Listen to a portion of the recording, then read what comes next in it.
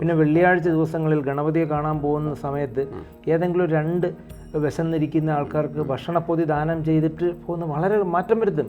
നമ്മൾ വ്രതം നിൽക്കുകയും വെള്ളിയാഴ്ച നമ്മൾ വ്രതം നിന്നുകൊണ്ട് രണ്ട് വിശന്ന് വലഞ്ഞിരിക്കുന്ന ആൾക്കാർക്ക് ഭക്ഷണം കൊടുത്താൽ വെള്ളി, അതായത് ശുക്രനെ പ്രീതിപ്പെടുത്താൻ അതിനേക്കാൾ വലിയൊരു വഴിപാട് ഇല്ല.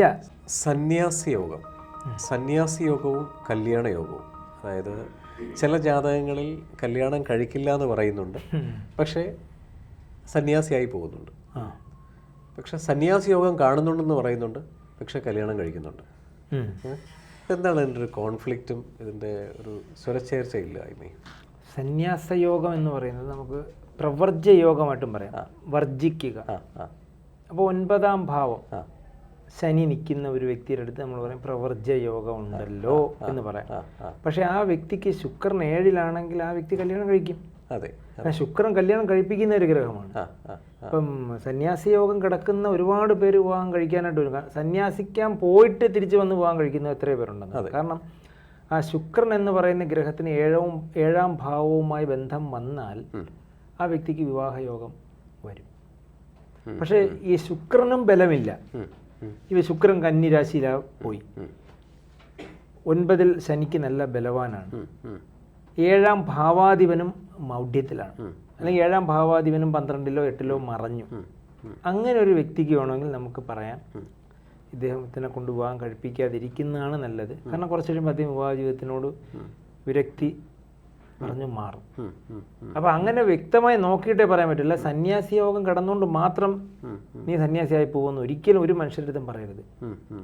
ശുക്രന്റെ ബലം, 7ാം ഭാവാധിപന്റെ ബലം, ലഗ്നാധിപന്റെ ബലം, സന്താനയോഗം ഉണ്ടെങ്കിലോ? സന്താനയോഗം ഇല്ലാത്തവര് സന്യാസി യോഗം പറഞ്ഞിട്ട് കല്യാണം കഴിക്കുന്നുണ്ട്, കല്യാണ യോഗം വന്നിട്ടുണ്ട്. അപ്പോൾ ഫോർ എക്സാമ്പിൾ, നമ്മുടെ ശരിയാണെന്ന് എനിക്കറിയില്ല, നമ്മുടെ പ്രൈം മിനിസ്റ്റർ മോദിജി അദ്ദേഹം കല്യാണ യോഗം ഉണ്ടായിരുന്നു, സന്യാസ യോഗം ഉണ്ട്. പക്ഷെ ഭയങ്കര പവർഫുള്ളായിട്ട് നിൽക്കുന്നത് അദ്ദേഹത്തിന്റെ സന്യാസ യോഗത്തിലെ ഗ്രഹങ്ങളുടെ പവറാണ്. യോഗമുണ്ട്. അതെ അതെ അതെ. അപ്പോൾ ഇതിനൊരു ചില സമയങ്ങളിൽ അത് കോറിലേറ്റ് ചെയ്യാൻ ഭയങ്കര ബുദ്ധിമുട്ടാണ്. അത് എന്താണെന്നൊരു വിശദീകരണം കൊടുത്തു കഴിഞ്ഞാൽ, ഒരു മനുഷ്യൻ്റെ ജാതകം എടുത്താലേ കുറഞ്ഞത് ഒരു 10-30 യോഗമെങ്കിലും ഉണ്ടാവും. അതെ അതെ അതെ അതെ കേട്ടോ. ഈ ഒരു ഭിക്ഷക്കാരനാണെന്ന് വിചാരിക്കുക, അല്ലെങ്കിൽ പുള്ളിക്കാരൻ വളരെ ദരിദ്രനായി ഒരു കാശ് പോലും കയ്യിലെടുക്കാനില്ലാത്തൊരു മനുഷ്യൻ്റെ ജാതകം നമ്മൾ പരിശോധിക്കുമ്പോഴും, അല്ലെങ്കിൽ ആ വ്യക്തിക്ക് ഗ്രഹനില അറിയാമെങ്കിൽ നമ്മൾ നോക്കുമ്പോൾ അതിലും ഏതെങ്കിലും തരത്തിലുള്ള ഒരു രാജയോഗം കിടക്കും. അതെങ്ങനെ പറ്റുന്നത്? അപ്പം ഈ യോഗങ്ങളെ എല്ലാത്തിൻ്റെയും കൂടെ ഒരു കൺക്ലൂഷനാണ് ആ മനുഷ്യൻ്റെ ജീവിതം എന്ന് പറയുന്നത്. ഇപ്പം ഹംസയോഗം, വ്യാഴം സ്വക്ഷേത്രത്തിൽ 4-ലോ 7-ലോ 10-ലോ അല്ലെങ്കിൽ ലഗ്നത്തിലോ നിൽക്കുക. അപ്പോൾ വ്യാഴം 4-ൽ നിൽക്കുകയാണ് ധനു രാശിയിൽ. പക്ഷെ പുള്ളി മിഥുന ലഗ്നക്കാരനാണ്. വ്യാഴം കേന്ദ്രാധിപത്യ ദോഷമായില്ലേ? ഹംസയോഗം കിടന്നുകൊണ്ട് എന്തെങ്കിലും ഗുണമുണ്ടോ? കേന്ദ്രാധിപത്യ ദോഷകാരകനായ വ്യാഴം 4-ഉം 7-ഉം ഭാവാധിപതി. ഹംസയോഗം അദ്ദേഹത്തിന് വിപരീത ഫലം ഉണ്ടാക്കും, ഭാര്യാനാശം വരെ കൊടുക്കും ഈ ഹംസയോഗം കൊണ്ട്. അപ്പം ആ യോഗം കിടക്കുന്നതുകൊണ്ട് മാത്രം അവിടെ എത്തിച്ചേരണമെന്നില്ല. മൊത്തം ഗ്രഹങ്ങളെ സ്റ്റഡി ചെയ്തതിന് ശേഷമേ ഒരു വ്യക്തിയിലൂടെ നമ്മൾ ആ വ്യക്തിയുടെ ജാതകത്തെക്കുറിച്ച് വിശകലനം ചെയ്യാവൂ. ഒരാളിൻ്റെ കർമ്മമേഖല പറയുമ്പോൾ പോലും ലഗ്നം ശ്രദ്ധിക്കണം, 10 ശ്രദ്ധിക്കണം, 2ാം ഭാവം ശ്രദ്ധിക്കണം, 11ാം ഭാവം ലാഭസ്ഥാനം ശ്രദ്ധിക്കണം. ഇത്രയും കാര്യങ്ങൾ ശ്രദ്ധിച്ച് ആ വ്യക്തി ഏതിൽ നിന്നാകാം ലാഭം ഉണ്ടാക്കുന്നത് എന്ന് പറയാൻ പറ്റും. താങ്കൾ ഫിസിക്സ് പഠിച്ച ഒരാളാണ്. അതെ. അതിനുശേഷം താങ്കളൊരു ഈ കരിയറിനെ വളരെ സീരിയസ് ആയിട്ട് അപ്രോച്ച് ചെയ്യുകയും ജെമ്മിനെ കുറിച്ച് ഡീറ്റെയിൽ ആയിട്ട് പഠിക്കുകയും ചെയ്തിട്ടുണ്ട്. അപ്പോൾ ഈ ഓരോ ഭാവങ്ങളെടുത്ത് നമ്മൾ നോക്കുന്ന സമയത്ത് കല്യാണ യോഗം ഉണ്ടെന്ന് തെളിയുകയും അതിൽ നിന്ന് അദ്ദേഹം സന്യാസ യോഗത്തിലേക്ക് പോകുമെന്ന് സന്യാസ യോഗം നമ്മൾ ആ ഭാവത്തിൽ നിന്ന് കാണുന്നുണ്ട് അല്ലേ?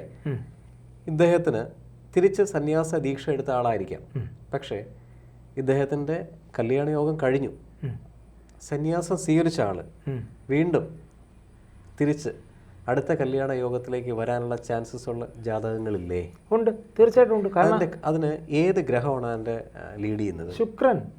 ശുക്രൻ തന്നെയാണ് അദ്ദേഹത്തിന് ലൗകിക ജീവിതത്തിലോട്ട് തിരിച്ചു കൊണ്ടുവരാൻ നിൽക്കുന്നത്. ഒരു മനുഷ്യന്റെ ജാതകത്തിൽ അദ്ദേഹത്തിന് സന്യാസയോഗം ഇല്ലെങ്കിൽ പോലും ഒരു മനുഷ്യന്റെ ജാതകത്തിൽ ശുക്രൻ നീചനാണ്, കന്നിരാശിയിലാണ്, അല്ലെങ്കിൽ ശുക്രൻ 8-ലോ 12-ലോ മറഞ്ഞിരിക്കുകയാണ്, കന്നിരാശിയിലും കൂടെ ആയിക്കോട്ടെ, ആ ഒരു വ്യക്തിക്ക് ലൗകിക ജീവിതത്തിൽ പോലും വളരെ സന്യാസ തുല്യമായിരിക്കും ജീവിക്കുന്നത്. എല്ലാ സൗഭാഗ്യങ്ങളും ഉണ്ടെങ്കിലും വളരെ നോർമലായിട്ടുള്ള ഡ്രസ്സിങ് ആയിരിക്കാം, അങ്ങനെയാണ്. ഇനി അദ്ദേഹത്തിന് സന്യാസയോഗം ഉണ്ടെന്ന് വിചാരിക്കാം, എന്നാൽ പോലും അദ്ദേഹത്തിന് വിവാഹത്തിലേക്ക് താല്പര്യം വന്നാൽ പോലും ഈ ശുക്രന് ബലമില്ലാത്തതാണ് അദ്ദേഹം വിവാഹത്തിൽ നിന്ന് മാറി മാറി തന്നെ പൊയ്ക്കൊണ്ടിരിക്കും. വീട്ടുകാർ എത്ര നിർബന്ധിച്ചാലും മാറി മാറി പോകും. അപ്പോൾ ശുക്രനെ ബലവാനാക്കി കഴിഞ്ഞാൽ എന്തായിരിക്കും മാറുക? ശുക്രനെ ബലവാനാക്കാൻ ഈ യോഗമുള്ള ഒരാൾ തയ്യാറാവില്ല. അതാണ് അതിൻ്റെ ഒരു പോയിന്റ്. ഇപ്പം ഇപ്പം സ്റ്റോൺ ഇട്ടാൽ മാറ്റം വരുത്തുക എന്നായിരിക്കും ഉദ്ദേശിച്ച് വന്നത്. ആ വ്യക്തി സ്റ്റോൺ ഇടാൻ താല്പര്യപ്പെടില്ലല്ലോ. എല്ലാ വ്യക്തികളും സ്റ്റോൺ ഇടാൻ താല്പര്യപ്പെടത്തില്ല. ലൗകിക ജീവിതത്തോട് താല്പര്യമുള്ള ഒരാൾ മാത്രമേ സ്റ്റോണിലേക്ക് വരൂ. സ്റ്റോൺ എന്ന് പറയുന്നത് ശരിക്കും നമ്മുടെ ഈ ഭാഗ്യവുമായി റിലേറ്റ് ചെയ്തൊരു സയൻസ് മുമ്പുണ്ട്. ഇപ്പം മനോകൽപ്പം, മനോരഞ്ജന ശാസ്ത്രം എന്ന് പറയുന്നത് മുമ്പ് കായകൽപ്പശാസ്ത്രം, അതാണ് വൈദ്യവുമായിട്ട് റിലേറ്റ് ചെയ്തത്. അതുപോലെ ഭാഗ്യവുമായി റിലേറ്റ് ചെയ്ത വാസ്തു ശരിയാക്കിയാൽ ലൈഫ് മാറുമോ, സ്റ്റോൺ ധരിച്ചാൽ ലൈഫ് മാറുമോ, പിന്നെ ഈ ന്യൂമറോളജി പേരൊന്ന് മാറ്റിയാൽ മാറുമോ, അങ്ങനെയുള്ള ഭാഗ്യശാസ്ത്രവുമായി റിലേറ്റ് ചെയ്ത താല്പര്യമുള്ളവർ മാത്രമേ അതിന് വരൂ. സന്യാസ യോഗവും ഉണ്ട്. ശുക്രന് ബലമില്ലാത്ത ഒരാൾ ഈ സ്റ്റോണിനെ കുറിച്ച് ചിന്തിക്കത്ത് പോലുമില്ല.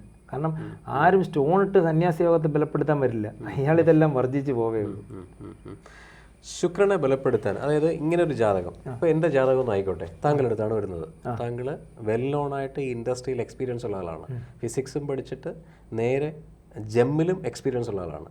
അപ്പോൾ എൻ്റെ ജാതകം താങ്കൾ നോക്കുമ്പോൾ കല്യാണ യോഗം കാണുന്നു, അതോടൊപ്പം സന്യാസി യോഗം കാണുന്നു. പക്ഷേ സന്യാസി യോഗം കഴിഞ്ഞ് ഇയാൾ തിരിച്ചും കല്യാണ യോഗത്തിലേക്ക് വരാനുള്ള ചാൻസസ് ആർ വെരി ഹൈ എന്ന് താങ്കൾ പറയുകയാണെങ്കിൽ, എൻ്റെ ജാതകം കൊണ്ടുതരുന്ന പാരൻസോ, അതായത് എനിക്ക് വേണ്ടി പറയുന്ന നാട്ടുകാർക്ക് വേണ്ടിയാണ്, പാരൻസിന് പ്രിക്കോഷൻ എടുക്കാൻ പറ്റില്ല ഈ പറയുന്ന ശുക്രനെ ബലവാനാക്കാൻ മോതിരം ധരിക്കാതെ, രത്നങ്ങൾ ധരിക്കാതെ. വേറെ സൊല്യൂഷൻസ് ഒരുപാടില്ലേ ഈ ഗ്രഹങ്ങളെ ഈ പറയുന്ന നീചനെ അടുത്ത ലെവലിൽ കൊണ്ടുവരാൻ വേണ്ടി? ഉണ്ടല്ലോ. അപ്പോൾ എന്തായിരിക്കും അതിനൊരു, കാരണം ഇങ്ങനെ നിൽക്കുന്ന, ഞാൻ ചൊരിക്കാൻ കാര്യം, ഒരുപാട് പാരൻസ് ഇതേ കൺസേണിൽ നിൽക്കുന്നവരുണ്ടാവും. എൻ്റെ കുട്ടിയുടെ ജാതകം, നിങ്ങളുടെ ഓന് കല്യാണ യോഗം ഉണ്ടല്ലോ, എന്നാൽ സന്യാസ യോഗമുണ്ട്. അപ്പോൾ ഒരു അമ്മയ്ക്കും അച്ഛനും വരുന്ന ഒരു വിഷമം, എന്നാൽ മോൻ തിരിച്ചു വരാൻ ചാൻസ് ഉണ്ട് കേട്ടോ എന്ന് പറയുമ്പോഴും പാരൻസ് അക്സെപ്റ്റ് ചെയ്യും. എൻ്റെ മോൻ വന്നാലോ, എല്ലാവരും ആഗ്രഹിക്കുന്നൊരു കുടുംബജീവിതമാണ്. അപ്പോൾ ഇത് നമുക്ക് എങ്ങനെ ഒരു പരിഹാരം കണ്ടുകൊടുക്കാൻ പറ്റും? ഈ പറയുന്ന ശുക്രനാണെന്നുണ്ടെങ്കിൽ മോതിരമിടാതെ. ഫസ്റ്റ് ഓഫ് ഓൾ ആ വ്യക്തിക്ക് നടക്കുന്ന ദശ ഏതാണെന്ന് നോക്കുക. ശരി, ഇപ്പോൾ ചൊവ്വ ദശയാണ് നടക്കുന്നതെന്നുണ്ടെങ്കിൽ ചൊവ്വ കഴിഞ്ഞ് രാഹു വരുന്നത് വരെ വെയിറ്റ് ചെയ്യാൻ ആ രക്ഷകർത്താക്കളോട് പറയുക. അപ്പോൾ രാഹുവുമായി റിലേറ്റ് ചെയ്ത് മാത്രം നമുക്ക്, രാഹു തുടങ്ങുമ്പോൾ അദ്ദേഹത്തിൻ്റെ വിവാഹ യോഗം വരെയാണ്. ചൊവ്വയിൽ ചെന്ന് വിവാഹം കഴിക്കുന്നത് നല്ലതല്ലെന്ന് തന്നെ പറഞ്ഞു കൊടുക്കുക. രണ്ടാമത്തെ കാര്യം, ആ വ്യക്തിക്ക് ശുക്രദശ കഴിഞ്ഞോ എന്ന് നോക്കുക. സന്യാസ യോഗത്തിനാണോ ബലം, വിവാഹ യോഗത്തിനാണോ ബലമെന്ന് ചെക്ക് ചെയ്യുക. ഇത്രയും കാര്യങ്ങൾ നമുക്ക് നോക്കാം. എല്ലാ മനുഷ്യർക്കും സ്റ്റോൺ അല്ല സജസ്റ്റ് ചെയ്യാൻ പറ്റുന്നത്. ഞാൻ 100-ൽ 1 or 2 പേർക്ക് ഞാൻ സ്റ്റോൺ സജസ്റ്റ് ചെയ്യും. അങ്ങനെയുള്ളവർക്ക് മാറ്റം വരുത്താനും പറ്റൂ. കാരണം ഇത് ഇട്ട് ധരിച്ചിട്ട് മാറ്റം വന്നില്ലെങ്കിൽ അവർ തന്നെയായിരിക്കും ആദ്യം നമുക്ക് നെഗറ്റീവായിട്ടും പറയുന്നത്. അതുകൊണ്ട് വളരെ കെയർഫുള്ളായിട്ട് മാത്രം ഈ സ്റ്റോൺ ധരിച്ചാൽ മാറ്റം വരുമോ എന്ന് നോക്കിയതിന് ശേഷമേ സ്റ്റോൺ കൊടുക്കാവൂ. അപ്പോൾ ആ യോഗങ്ങൾ മുഴുവൻ ഏത് യോഗത്തിനാണ് ബലമുള്ളതെന്ന് പരിശോധിച്ചതിന് ശേഷം മാത്രമേ സജസ്റ്റ് ചെയ്യാവൂ. രണ്ടാമത്തെ ഓപ്ഷൻ, ഈ വ്യക്തിയെ കൂടി ഇരുത്തി കൗൺസിലിംഗ് രൂപത്തിൽ പറയുക, താങ്കൾക്ക് ഇങ്ങനെ ഒരു യോഗം കാണുന്നുണ്ട്, എപ്പോഴെങ്കിലും ആത്മീയതയിൽ താല്പര്യം ഉണ്ടായിട്ടുണ്ടോ? അപ്പോൾ ആ വ്യക്തിക്കില്ല, വിവാഹം കഴിക്കാൻ താല്പര്യമുണ്ടെന്ന് ആ വ്യക്തിയോട് പറയുകയാണെങ്കിൽ മാത്രം വിവാഹത്തിലേക്ക് കൊണ്ടുപോകുക. അല്ലാതെ ഒരിക്കലും നിർബന്ധിച്ച് ഒരു വ്യക്തികളെയും വിവാഹ ജീവിതത്തിലേക്ക് കൊണ്ടുവരാതിരിക്കുക. അതൊരു ജ്യോതിഷനാണെങ്കിൽ പോലും പാരൻസ് ആണെങ്കിൽ പോലും അത് ചെയ്യാതിരിക്കുക. സന്തോഷം.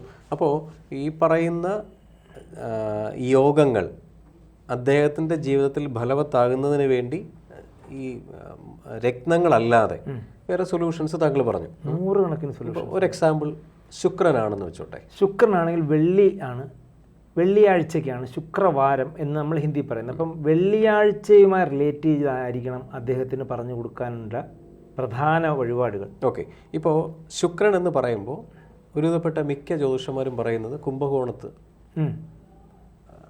വ്യാഴത്തിൻ്റെ ഒരു ക്ഷേത്രമുണ്ട്, അവിടെ പോകണമെന്ന് പറയുന്നുണ്ട്.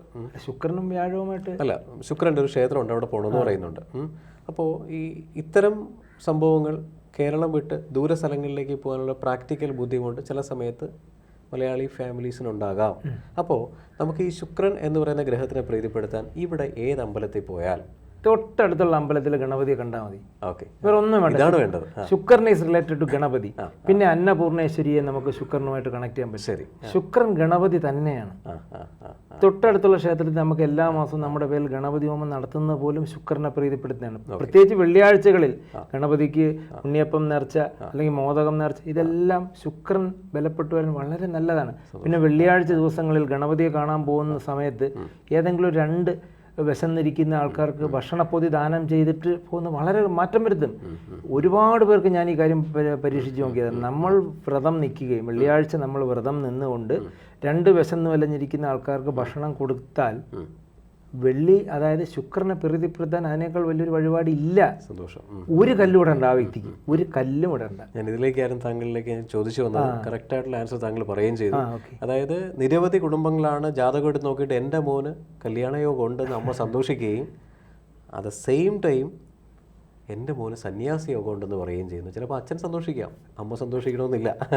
അതിലൊരു 100% ആ ജ്യോതിഷൻ ഇവരെ ഒന്ന് വരട്ടുന്ന കേട്ടോ. എനിക്കങ്ങനെ തോന്നി. അതിൽ തന്നെ ഒരു കുംഭകോണമുണ്ട് ഇല്ലയോ? ശരിക്കും അതൊരു വിരട്ടാണ്. ഈ അമ്മമാർക്ക് ഇതൊരു അങ്കലാപ്പ് വരുമല്ലോ. അതെ അതെ അതെ. ഒരുപാട് കാര്യങ്ങൾ പരിശോധിച്ചിട്ട് ആ വ്യക്തിയുടെ വിവാഹ ജീവിതത്തെക്കുറിച്ച് പറയാൻ പറ്റും. കാരണം 100% പേരും വിവാഹത്തിലേക്ക് തന്നെ വരും. 10% പേരെ സന്യാസം സ്വീകരിക്കൂ. അതെ അതെ. അതായത് ആത്മീയത എന്ന് പറഞ്ഞു കഴിഞ്ഞാൽ ജോലിയില്ലാതെ ഒരു തപസ്സിരിക്കുന്നതല്ല ആത്മീയത. അതൊരു പ്രത്യേക തലമാണ്. അതെ. നമുക്കൊന്ന് ആ തലത്തിലേക്ക് എത്താൻ പോലും ആയിട്ടില്ല ഇപ്പോഴും. അപ്പോൾ പിന്നെ സാധാരണക്കാരൻ എങ്ങനെ, നമ്മൾ ഇത്രയും വായിച്ചെടുത്തിട്ട് പോലും ഈ ആത്മീയത എന്ന് പറയുന്നത് ഒരു കടലിനപ്പുറം നിൽക്കുകയാണ്. ശരി. അതെല്ലാവർക്കും ഒന്നും പറഞ്ഞിട്ടില്ല. അത് ആ യോഗമുള്ള ആളിനെ അത് പറ്റൂ. ഇല്ലാത്തൊരു ലൗകിക ജീവിതത്തിലൂടെ കിടന്ന് നട്ടം തിരിഞ്ഞുകൊണ്ടിരിക്കും. സന്തോഷം. നല്ലൊരു ഇൻഫർമേഷനാണ് ആൾക്കാർക്ക് കിട്ടുന്നത്. കാരണം ഇങ്ങനൊരു യോഗം ജാതകത്തിൽ കാണുകയാണെങ്കിൽ വളരെ കെയർഫുള്ളായിട്ട് പാരൻസ് ശ്രദ്ധിക്കുക. കല്യാണ യോഗവും സന്യാസ യോഗവും നല്ല ക്വാളിഫൈഡ് ആയിട്ടുള്ള ജ്യോതിഷമായിട്ട് കൺസൾട്ട് ചെയ്യുക. കല്യാണ യോഗം ഉണ്ടെങ്കിൽ 100% പരിഹാരത്തിൽ കൂടെ കല്യാണം നടത്തുക എന്നുള്ളതാണ് ഇതിന് കൺക്ലൂഡ് ചെയ്യാനുള്ളത്. നന്ദി, നമസ്കാരം.